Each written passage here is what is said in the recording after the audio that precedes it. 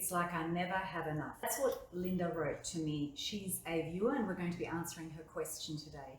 And the advice I'm going to give her may seem really counterintuitive and unexpected to you. We're going to be talking about why it feels like there's never enough and why there is never enough, and talk about 2 tweaks that she can make straight away that will help her change that. And we're not going to be talking about overspending and all the usual tips of how to save more money, because what I am going to show you is that you actually have enough money already. And we're going to be covering 2 little tweaks that you can make and show you what to do so that you can start saving money and start feeling like it is plenty and it is enough. It's always enough. And so we're going to be covering 2 tweaks, and I'm also going to tell you what it really takes for you to succeed. So let me just read you her actual question that she wrote in. She said, I allocate and save my money and invest, and I don't want to spend too much because I think if I spend more, there'll be less to save. But somehow the money I allocate is just not enough. So I allocate a little more the next month, but it's still not enough. Something always comes up and I have to spend more. It's like I never have enough. So Linda, you're obviously very careful with your money, which is a good thing, but it seems to me that it's coming from a place of fear, which is not such a good thing, because our fears tend to become self-fulfilling prophecies. You know, our fears are thoughts that have a lot of emotion about them, and thoughts become things. And so our deepest fears will often become our worst living nightmares. And you know, when we try really hard because we desperately want something, what we can inadvertently do is we actually put this desperate energy into it that kills the whole thing and then kind of creates the outcome that we really wanted to avoid, instead of giving us the outcome that we were really hoping for. And so the harder you try, the worse it gets, right? And the analogy that I want to give you is it's a little bit like dating. You know, if you go on a date with somebody and you're so worried about what they'll think of you, and you really want it to go well, really desperately, you're going to be trying way too hard. You might even dress different to how you usually dress. You're going to, you know, be cracking jokes that make you cringe inside. And you're going to have this smell of desperation about you, which is going to be a little bit off-putting possibly to the other person. You know, worrying, what if it doesn't work? What if they don't like me? And what do I have to do to make them like me? And so then it makes you act all weird, right? And it'll make you do some weird stuff possibly that is going to kill the date entirely anyway. And then you get to the end of it and you think, oh, see, they must not have liked me. But it's not that they didn't like you, it's that they didn't like the energy that you brought with you. And maybe if you just relaxed and been yourself, they would have really, really liked you. So I want to ask you, or I want you to ask yourself, why are you wanting the savings? Like, what are you trying to accomplish? And I know you want the money in the bank and financial freedom, independence, all of that. But if you dig a little deeper, you'll probably find that what you're seeking is a feeling of being safe. And the problem is that when you're driven by that wanting to be safe thing, chances are it'll never be enough. And so you might have more money and you might have more savings, and it's still not enough. So what that means is there's actually a mindset issue to deal with, as well as looking at the practical side of, you know, how can I save more money? Because the thing is, you are saving. You wrote to me and said, I put money aside to save and invest, but then what I leave for myself is never enough. And so I want you to notice that you're not actually acknowledging the fact that you are saving and you are moving forward financially and you are moving towards your goals. You know, you're basically just being really stingy with yourself and not leaving yourself enough spending money. And that then leads to budget blowouts, which makes you feel like you're failing and like you're not saving enough because it's never enough. And that is the self-fulfilling prophecy that we're creating here. And you know, you even wrote it to me. You wrote, it's like I never have enough.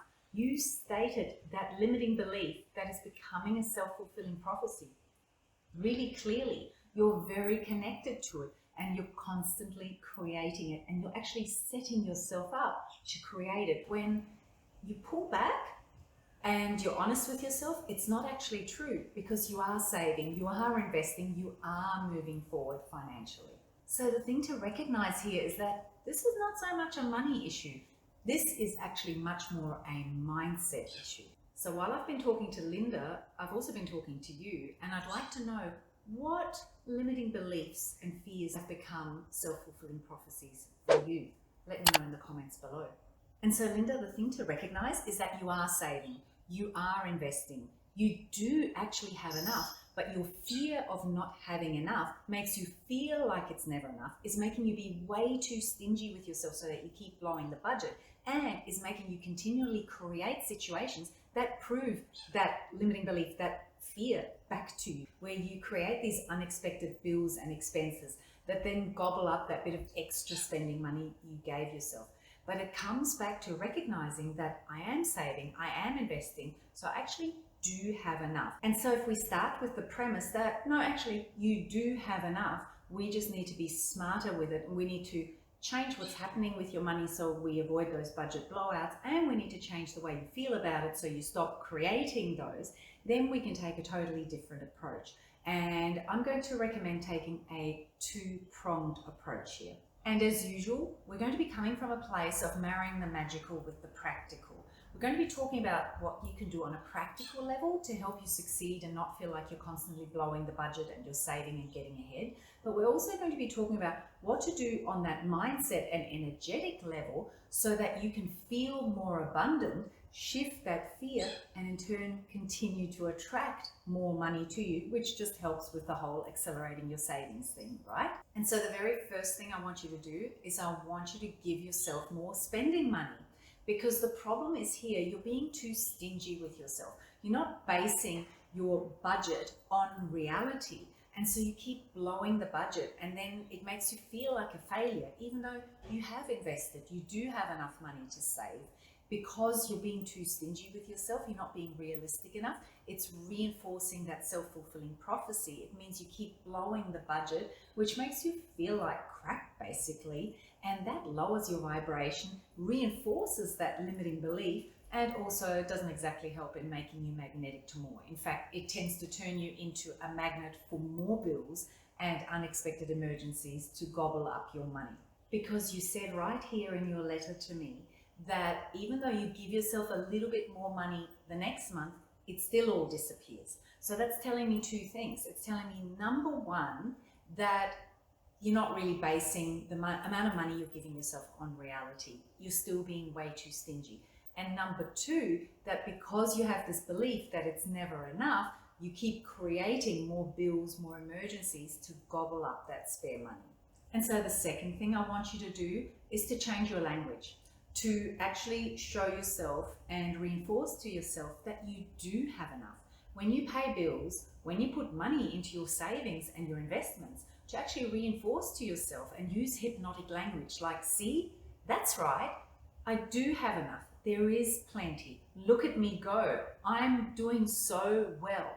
And as you do that, you will slowly start to reinforce to yourself and actually prove to yourself in the very moment that the very thing you want so much is actually happening.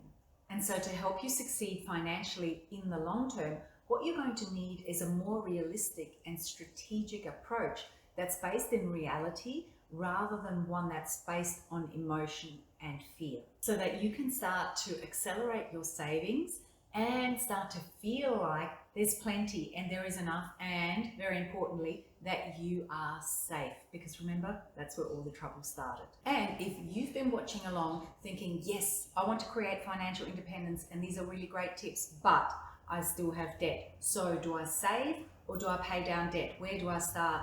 Then this is the episode for you to click on and watch next, because that's exactly what we're going to be talking about. So click on that and see you over there.